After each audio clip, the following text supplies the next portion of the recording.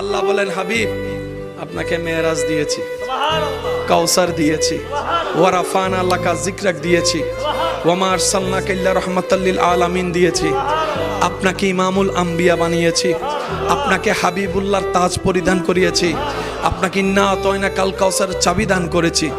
হাবিব, এবার আপনি আমারে কিছু দেন।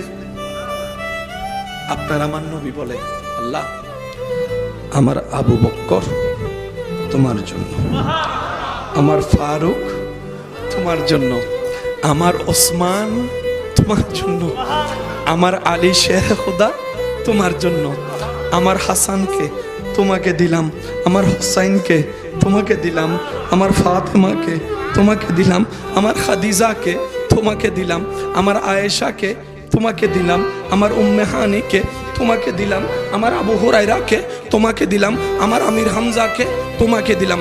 আল্লাহ গো, আমার উম্মতের দলের মধ্যে যত সাহাবা আছে তোমারে দিলাম, তাবি আছে তোমারে দিলাম, তবে তাবি আছে তোমারে দিলাম, গৌস আছে তোমারে দিলাম, আব্দাল আছে তোমারে দিলাম, ওলি আছে তোমারে দিলাম, ওলি আছে তোমারে দিলাম, মুমিন আছে তোমারে দিলাম, নামাজি আছে তোমারে দিলাম, নেককার আছে তোমারে দিলাম। আল্লাহ বলে, তো আপনি সব ভালো যদি আমারে দিয়ে দেন আপনি রাখবেন কি? নবী বলে, আল্লাহ যত গুনাহগার আছে আমি মুস্তাফা রাখলাম, আমি মুস্তাফা রাখলাম, আমি মুস্তাফা রাখলাম, যারা জাহান্নাম পাওয়ার অধিকার তাদেরকে আমি রাখলাম। রব বলে, হাবিব ভালোগুলা জান্নাতে আমারে দিলেন, জাহান্নামী আপনি রাখলেন কেন?